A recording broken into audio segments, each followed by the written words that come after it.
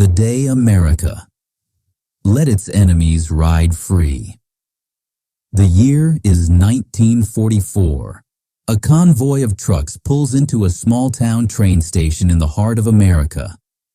When the tailgates drop, the passengers who step out are not ordinary travelers.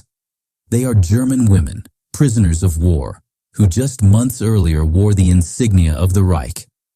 They expect hostility. They expect rifles pointed at their backs, shackles on their wrists, and the scorn of Americans who had lost sons overseas. But instead, nothing. No jeering crowds, no armed guards shouting orders. A U.S. Army officer simply waves them forward and hands them train tickets. "Find a seat," he says. And so they do, walking quietly into rail cars filled with unsuspecting civilians. They sit among mothers with children, businessmen reading newspapers, and soldiers on leave. No chains, no fences, just the rhythmic hum of the train.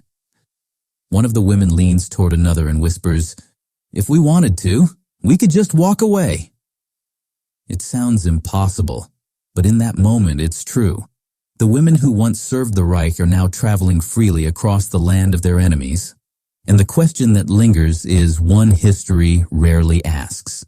Why would America trust its enemies like this? When most people picture German prisoners of war, they imagine men, soldiers captured in North Africa, Normandy, or the Ardennes. But starting in 1943, something unusual began happening.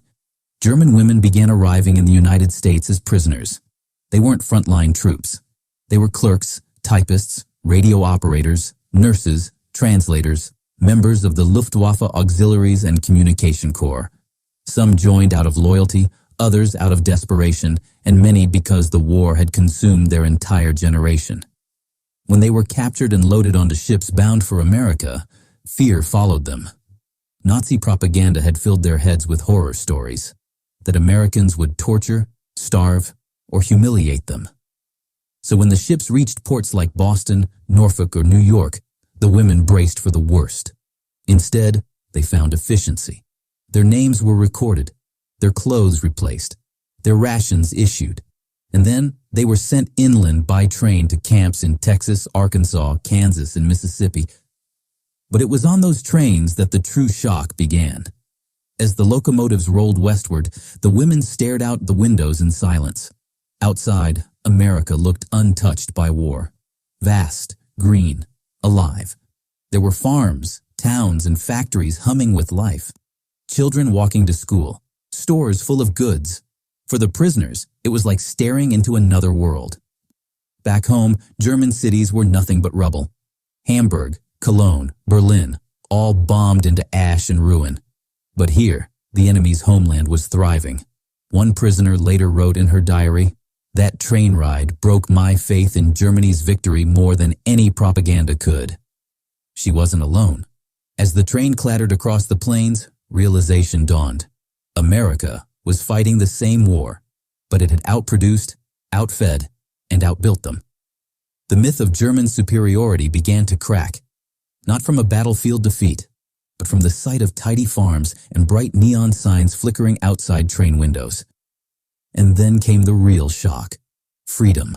The women expected guards watching every move, but the soldiers assigned to escort them were relaxed. Some sat in other cars.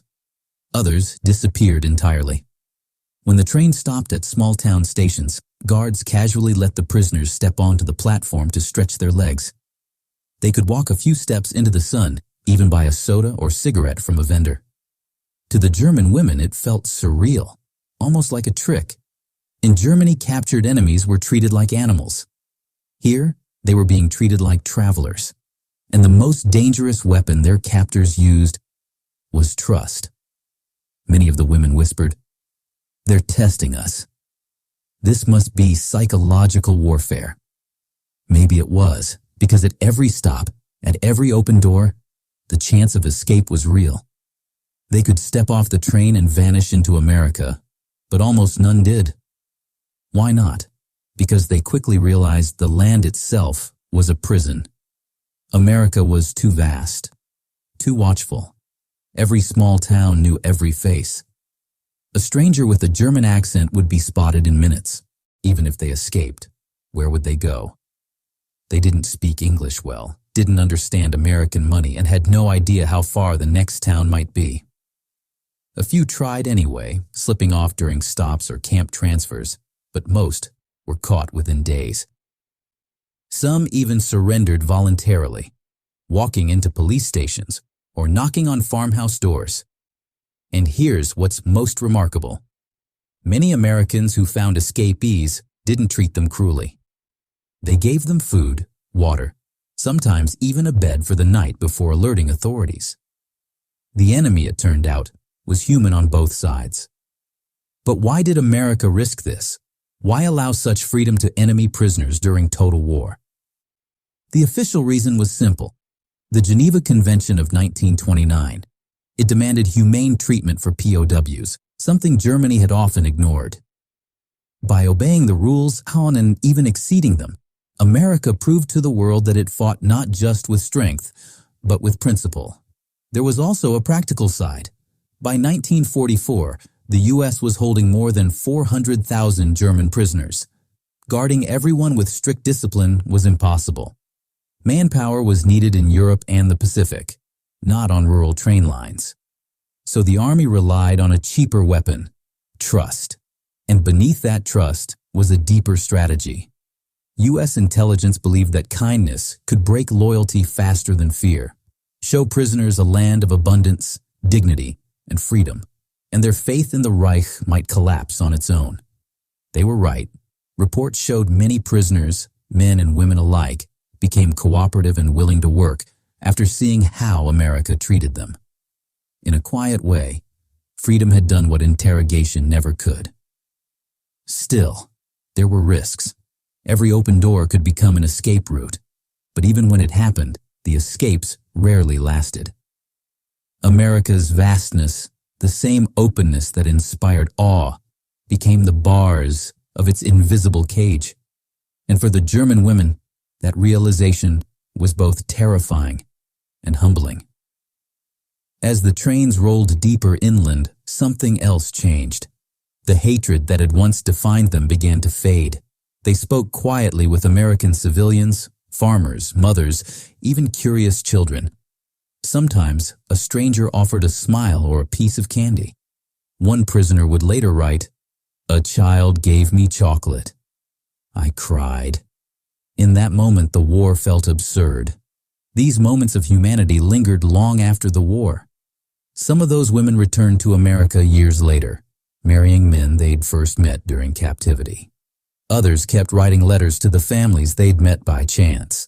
The war had turned them into enemies, but those train rides had turned them into witnesses of a freedom they had never known existed. When the war finally ended, and the women were repatriated to a ruined Germany, they carried with them haunting memories of open train doors, untouched landscapes, and a nation strong enough to show mercy. They had seen the contrast with their own eyes. Germany's empire lay in ashes. America's fields were green, and for many that realization was more devastating than defeat itself, because the greatest weapon America used against its enemies was not the atomic bomb, not the tank or the rifle, but freedom. A freedom so vast, so confident, that it could even let its enemies ride unchained through the heart of the nation. That was the real gamble, and the real victory. So next time you imagine World War II prisoners behind barbed wire, remember the women who rode across America without guards. Not because their captors were careless, but because their captors were sure of something far stronger than fear. Confidence, humanity, and freedom itself.